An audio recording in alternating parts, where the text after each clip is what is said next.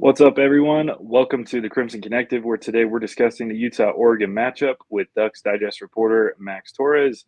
Max, thanks so much for taking some time to talk with us about football today. Yeah, cool. Excited to be here. Big week for the Ducks and the Utes. Thanks for having me. That's an awesome week. College Game Day headed to Salt Lake City. I think it's been since 2016. I don't think College Game Day has been here across the Wasatch Front, so it's going to be a lot of fun to have that setting here in Salt Lake at Rice Eccles Stadium. Before we get into the game, just kind of want to ask. I mean, it's a weird year. It's a weird season. It's the final season of the Pac-12, which, of course, there's so much success across the conference. How surreal and shocking to you is it that this is the last year of the conference, and what are you looking forward to the most in joining the Big Ten? It's insane to see that that's the reality that we kind of have to wrap our heads around now. It's crazy. It's sad. There's just so many words that you can use to describe it. And I want to almost say ironic too, because the Pac-12 is playing the best football that we've seen from it in years. But as for joining the Big Ten, I'm a recruiting guy. That's where my passion lies. So I know that's a move that has already benefited them, Oregon, on the recruiting trail. So I'm excited for the recruiting battles and to see how things unfold there. If Dan Lanning can get the Ducks into that top 5 territory, that's really the mark they've been shooting for. But aside from recruiting, just looking on the field, there's going to be some awesome matchups that I'm really excited for. I was in Columbus when Oregon took down Ohio State in the Horseshoe in 2021. Maybe see a whiteout game against Penn State somewhere down the line. So there's a lot of really good matchups that are going to be coming Oregon's way, and just really want to see Oregon hopefully take that next step, because I've been covering them for a while, and it just feels like they've been on the doorstep for so long, and now it's time for them to kind of put up or shut up, for lack of a better phrase, just as you're going to play with the real big boys in terms of this history, the NFL draft production, the coaches that have come through that conference. Not to say the Pac-12 doesn't have some of that, but the Big Ten is clearly a new level. It's certainly going to be an awesome experience for the University of Oregon and Ducks fans. I mean, they're a big. It's a big brand. It belongs in a conference like that. It's definitely going to be, but I'm definitely going to miss the matchups. I mean, Utah and Oregon has provided some stellar matchups over the years, some nail biters, some high scoring games, and really good matchups just across the board, especially over the last few years. It's been fun as well, and on our end to see Utah win some of those matchups, especially after that Pac-12 matchup where Justin Herbert was able to just dismantle the Utah defense. It was fun then to see Utah go ahead and win the Pac-12 title, their first Pac-12 title over Oregon. But Oregon's a great program. It's a fun program, and I got to be honest, I think they've got the best uniforms across college football. And those throwbacks this last week, holy cow, those are pretty. Yeah, the throwbacks, those are my favorite uniforms, probably all time for Oregon. I got to see it the first time they rocked them in 2014 against UW, a 45-20 win in Eugene. So they got the swag, but as someone who's covered the team for a while, I mean, you never get tired of it, but you get tired of hearing about the, zero national championships, a million uniform combinations. I don't think they necessarily hang their hat on that. They want that national championship, but when you Sure. have that Nike connection, you're always going to use it to your advantage.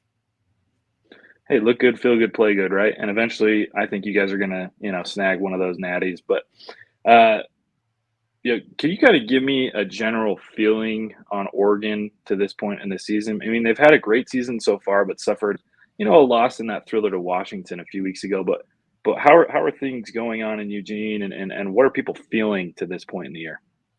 I think there's a lot of confidence in Eugene around this program. Look, Cole, that loss over Washington was a heartbreaker, and it was definitely winnable.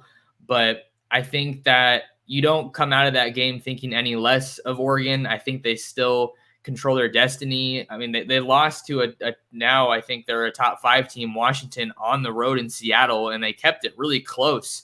And I don't think you saw any massive deficiencies. I mean, you can talk about the defense, but look at the offense they're going against. So I think Oregon's battle tested. I think they're maybe the most ready that they've ever been for this matchup against Utah. We talked about the last time they won in Salt Lake with Justin Herbert in 2016 when they went 4-8. just massive changes from top to bottom in this program. I think they're really well equipped in the trenches to be on Utah's level. We saw that game last year was really a marquee performance from Oregon's defense, which was really encouraging.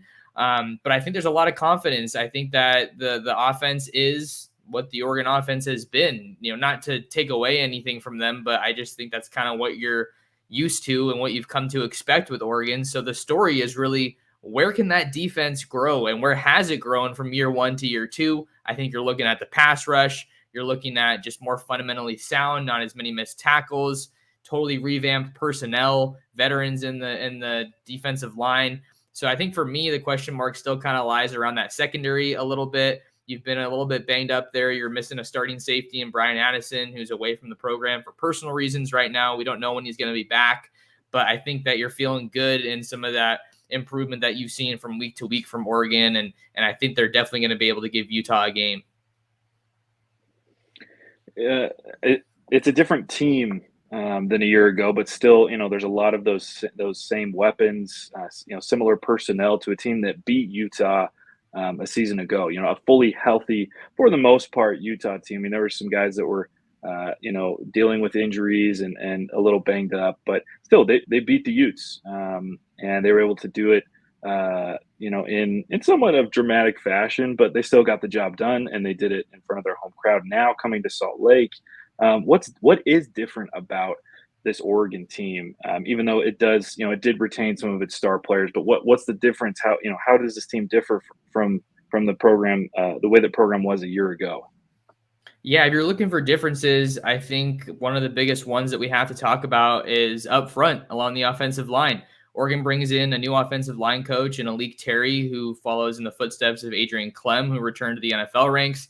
Alik Terry was with the Minnesota Vikings coaching the D-line, helping out there. But this group has looked pretty strong. I think you've seen some penalties pop up. That's been a little bit of a concern for Duck fans over the recent weeks, but they revamped this group from the transfer portal. Johnny Cornelius out of Rhode Island, most notably at right tackle. And then you also have Jackson Powers Johnson at center, who takes over for Alex Forsyth, a long tenured center for the Ducks. And he's been a star. Freshman Iapani Laulaulu has really made a big impact in his first year.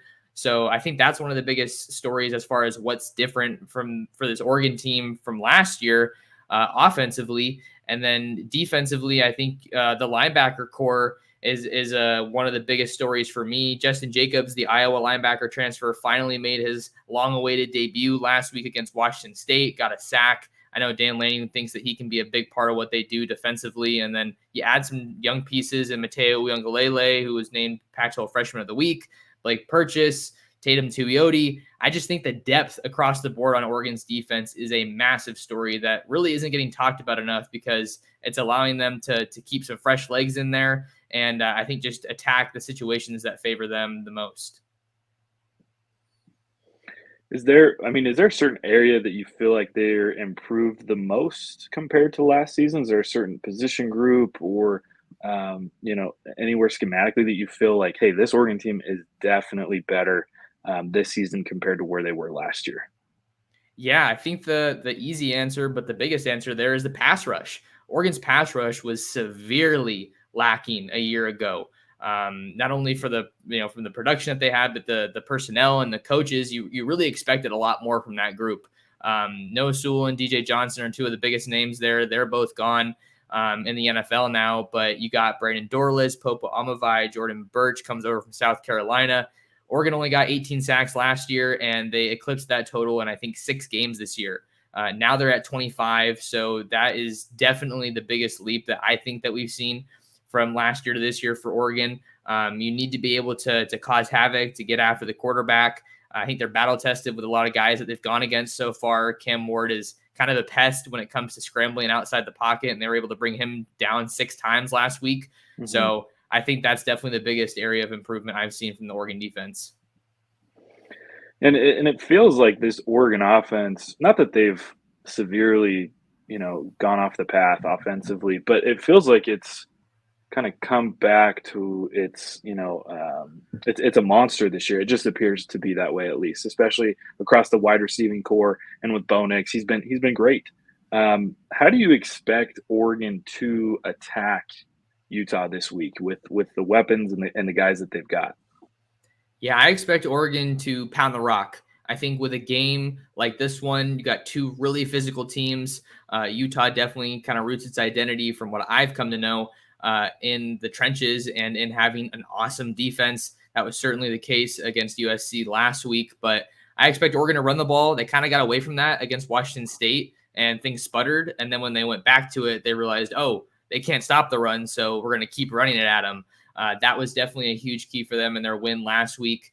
And I think one thing that we really might see change this week, Cole, I expect them to run Bo Nix. Bo Nix has hardly run the ball at all this year, which I think has been, the plan. Will Stein wants to keep him upright and healthy, keep him out of harm's way. But he almost tied, I think he tied Marcus Mariota's single season rushing touchdown record last year, really close to breaking it. But he's nowhere near that this year. That's not a slight, but I think that just kind of goes to show you that you kind of hold on to that. You kind of keep that in the back of your mind, trick up your sleeve for a game like this against Utah.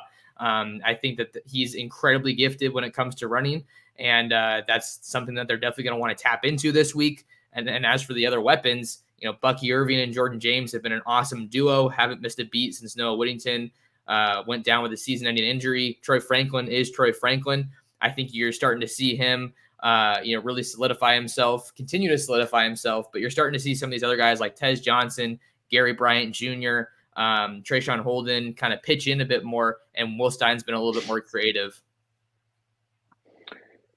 Bo Nix has certainly settled in. At least it feels that way. It feels a little bit different than it did last year. Doesn't seem to really be struggling in really any capacity.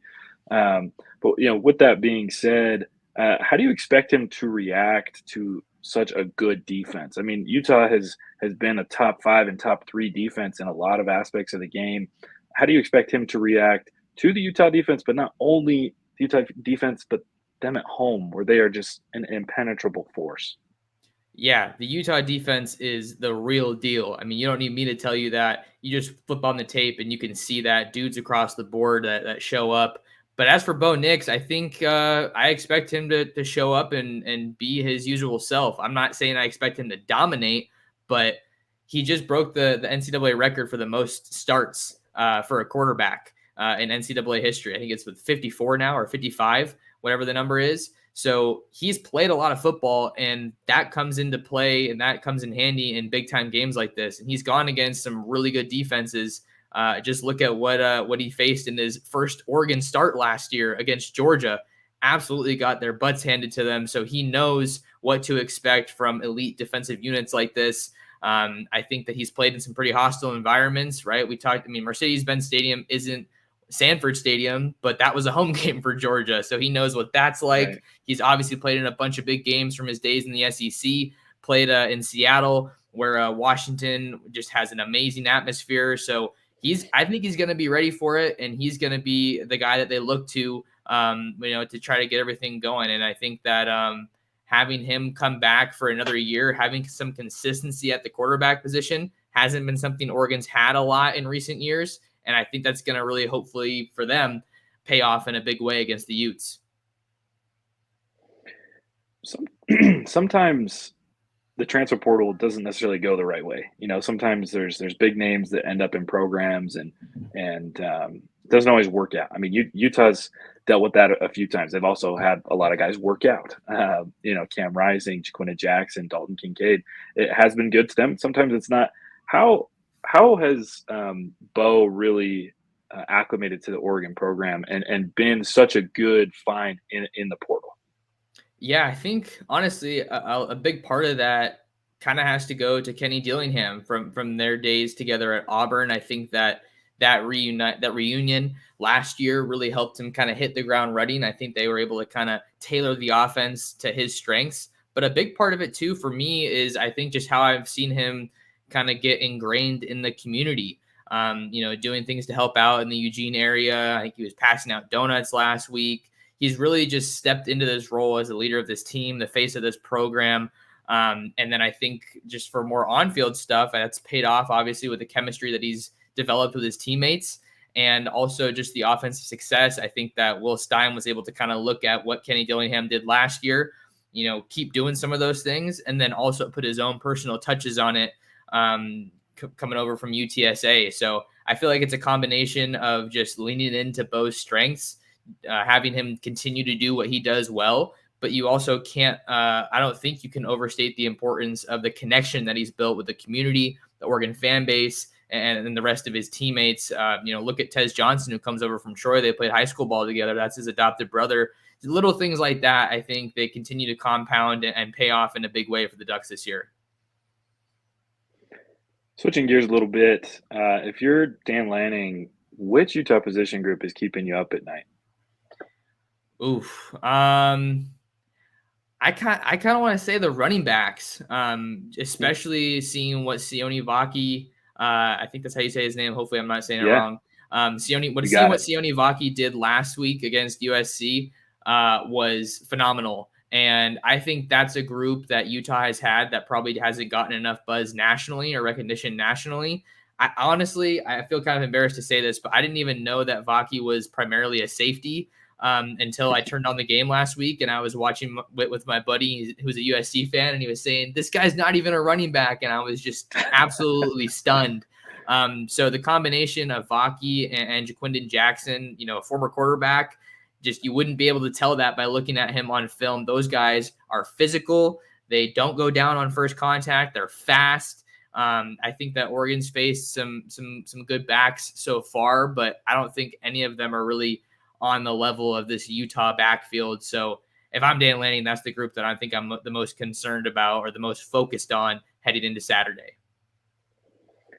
I believe it was Cam Rising that compared Sione Vaki to Hercules, and I think that's a great comparison. The dude is just a freaking hero, man, and he will answer any call. He'll do whatever it takes.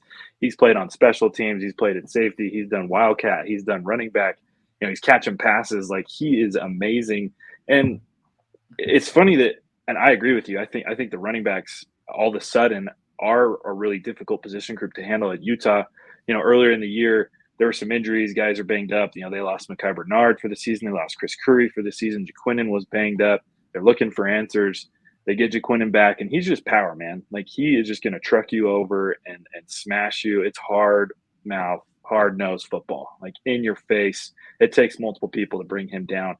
And then all of a sudden, Sione Vaki comes out of nowhere and looks like he's been playing running back for his entire life. And it's been amazing.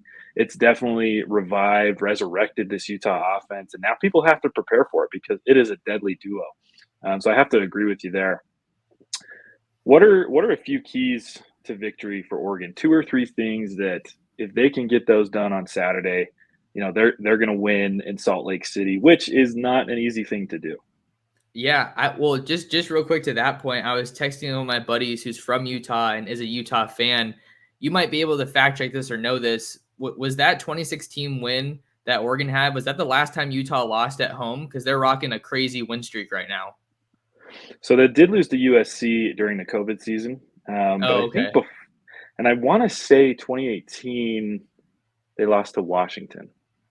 Okay. But it's been 3 full years since Utah's lost a game in Salt Lake, and I think out of the last 5 or 6, only 2 or 3 times. I mean, it is not an easy place to play, and and Utah's been a good team, but I mean, it takes a couple years to go back and really stack up multiple losses at home. So it's just the progression of this program has come a long way, but it's also been there for a while. So. Okay, for sure. Well, thanks for checking me on that one. I mean, just respect to Rice Eccles and all the Ute fans that come out and make that place so hard to play at. But as for keys to the game, I think I got 3 off the top. The first one really starts in the trenches, and it's establish the run. If Oregon can get the run game going, it just opens up so much more of their offense. That's kind of a football 101 thing, but that is really who they are with their offensive identity. So I don't think that they should go away from that. And if they can do that, that'll be a huge key for them.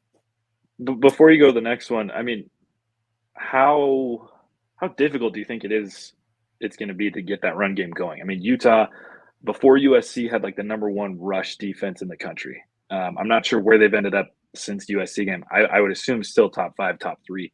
How worried are you that they're not going to be able to get that to go? I mean, I don't know if I'm worried about it so much as I'm just like, that's obviously a very key area where they need to show up because Utah, like we were talking about earlier, they've really rooted themselves in the trenches as far as just where they kind of hang their hat. They always have good defensive line play. I think one of the names that pops for me is Van Fillinger. Is he still there? Van Fillinger, yeah. Fillinger, He's on yeah, the end. because he was a guy that I remember covering when Oregon was recruiting him coming out of high school. So it's always cool to see those names pop up. But I mean, I don't think it's not going to be easy for Oregon to do that. I think that's something we Sure. can obviously say. But I mean, they're the running back duo that they've had. I know we were talking about Vaki and Jackson. Bucky Irving and Jordan James have been awesome, and Bucky Irving's coming Yeah. off one of his best games ever as a Duck.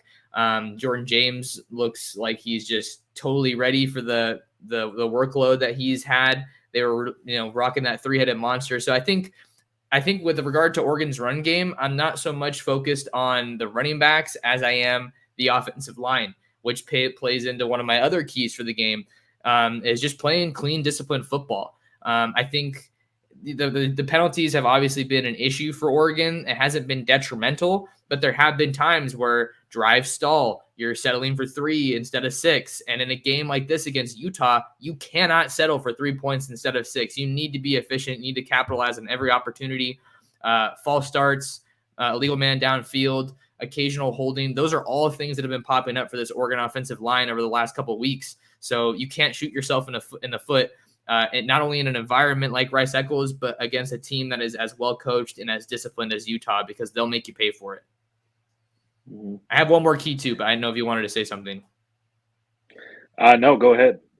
Okay, my last key for this one is win the turnover battle. I think in big time games, that's obviously something that always comes into play. While Oregon's pass rush has improved, their tackling has improved. I think that the turnovers they've forced have kind of slowed down a little bit in recent games. And not to say that they've not done a good job of that, but I do know that there was an interception that they should have had last week. Nico Reed had great coverage on a pass play from Washington State, but wasn't able to come away with it. So I think if you can come away with some takeaways, whether it's in the run game or forcing some interceptions, some fumbles, I think that could really help Oregon, because you want to create those opportunities almost just as much as you don't want to shoot yourself in the foot. So I think those kind of go hand in hand, but you have to win the turnover battle. They've done a really good job taking care of the ball this year. I think they only have 1 turnover, which is the best in the country. So you want to continue doing that on Saturday against Utah. On the flip side, if you were going to attack the Ducks, so you're Utah, what's one thing maybe on offense that Utah can do, and what's one thing defensively that the Utes can do to create problems? Ooh, that's a good one. You're making me put my coaching hat on here. Let's see. I think offensively, what Utah can do, I think I was going to say sorry, I'm really trying to give a good answer here, and I don't want to sound stupid. I mean, I feel like they're maybe attacking them with quick passes. That was something that Wazoo was able to do pretty well in terms of just kind of getting their guys in favorable matchups. Maybe some quick passes to help Barnes get in a rhythm, build some early confidence, and get some of those playmakers out in space. That's kind of one thing that I think Utah could do offensively to attack Oregon, just to kind of get in that rhythm and get in that flow early. As for the defense, I think that you maybe try to send some exotic pressures at them, just kind of with the issues that their offensive line has had. I think that you kind of want to capitalize on that, or maybe stemming or doing some pre-snap shifting. I know that's kind of a popular thing across college football. So not trying to identify Oregon's offensive line as a weakness, but they did, have a little bit of some shaky moments last week. So I think that's kind of a way, if you can make the offensive line's job harder, I think that could help you kind of attack this Oregon offense. Yeah, all good points and all things that I think I expect Utah to go after. So last question here for you, Max, and it's a doozy. It's a tough one. What's your score prediction? What's your who's coming out on top here? And it's hard, man. Like it's been hard for me all season, and I've had a couple that I've picked incorrectly. And a lot of that has to do with Utah just doesn't lose at home, man. But Oregon is a good team. They're favored as they should be. But who's coming out of Rice Eccles with the dub on Saturday? Okay, so I'm gonna work on my score prediction as I explain things, but I think I'm gonna give this win to Oregon. And I'm not just saying that because I cover them. I remember doing a preseason schedule prediction podcast of one of my buddies, and we both said that Washington was gonna win last week, but I said that Oregon was gonna get the win on the road in Salt Lake. He said they weren't, but I think that this is an opportunity for Dan Lanning to have a statement win for his program. And this is a game that I think Oregon has had circled on their schedule. I talked about the personnel changes that they've made. I think that this is going to be a big game in terms of how we view Lanning and the rest of the coaching staff as coaches, just what kind of adjustments, what kind of decisions that they make. Right. How do fourth down calls factor into this one? Dan Lanning's proven to be incredibly aggressive, which is the polar opposite of what Mario Cristobal was when he was leading the Oregon program. So Oregon's defense put up 30 plus on Washington in Seattle in a hostile environment, but this Utah defense is not Washington's defense. So I definitely need to give them their respect for that one. USC is the most points they've given up all year, and I think Oregon is kind of on par with that. I'm going to go like 31, like 31, 24, 31, 27, I think is kind of what I'm thinking. But I'm going to have to marinate on that one some more before I write my story on my site. But I think it's going to be a close one. I agree with you. I think it's going to be similar to what we saw last week in Utah and USC. Decided by a possession, and it could go either way. If I was a betting man, and I'm not, which is probably a good thing, I'd go with Oregon. I think this is one of the biggest threats that Utah's had to their winning streak at home. Oregon's got a high-powered offense. They've got a good defense. That was kind of the big difference for Utah and USC, right? Like USC's defense is just terrible. Not to say that Utah didn't perform well on offense, but you go up against a much better defense, and it's going to be a lot tougher to win. I was impressed with how Utah won in the Coliseum, but it'll be interesting to see how they defend their home turf against the Ducks. Like I said, I think it's decided by a possession. I could see it go either way. I think it's going to be decided late. It very well may come down to who has the ball last. Is one of the teams kicking a walk-off field goal for the win, or are they simply just running the clock and taking a knee and it's decided by just a few points? That's my prediction. If I had to pick a team, I'm going to say it's going to finally catch up here to Utah. It's been awesome. It's been fantastic to see them fight through all the injuries, fight through all the adversity. But I think Oregon. I agree with you, Max. I think Oregon's going to come out on top. I might get roasted over the coals for that one, and I hope I'm wrong. I hope that Utah walks out with a dub on Saturday. But I think you're right. Oregon's very, very good, and it's going to be a great matchup. College game day, Oregon, Ducks and Utes. It really doesn't get any better. I'm excited to see what the uniform matchup, because I've heard Utah's going to be looking pretty slick, and I'm sure the Ducks will as well. Okay, yeah. I mean, Oregon's pulled out some huge uniforms. Back-to-back weeks. The eggshell ones with the chrome lids for Washington and the retros last week. So they might not do anything too crazy for this one, but you never know. To your point about it coming down possibly to the team that has the ball last, or like a last second field goal, for Utah fans that maybe haven't been watching Oregon a whole lot, I know Oregon fans don't want it to come down to a field goal. Not trying to knock the kid at all, but Camden Lewis has been struggling a little bit. Missed that game winner, or the game tying field goal against Washington. And had a miss last week as well. So, Oregon's looking a little bit vulnerable, if you want to say, on special teams. I know Dan Lanning has reiterated that he has a lot of confidence in Camden, as you would expect any coach to do. But they're a little rattled in that regard right now. For sure. Well, Max, dude, this has been awesome. Great conversation, really good points, a lot of good insight for a huge game this week. Again, that's Max with Ducks Digest. Fans can follow him at M Torres Sports on Twitter. Please give him a follow. He's one of the best in the business, one of the best at covering Oregon Ducks, especially on the recruiting side. Max, is there anything you want to plug? Is there any? Where can people find your stuff? Where should people be reading everything that you're dishing out? Yeah, no, thank you so much for the opportunity to come on, Cole, and give me a chance to plug my work. Yeah, you already said where you can find me on Twitter. You can subscribe to my YouTube channel at Oregon Football Max Torres. You can also listen to my podcast covering the Oregon Ducks, the Ducks Dish podcast, and you can read me over on ducksdigest.com, and you can follow me on Instagram at mtorresports or at Ducks Digest. Got a lot of great photos over there, so yeah, that's where you guys can find my stuff. All right, appreciate it, man. We'll hear from you soon, and it'll be fun to see the outcome. Thanks, dude.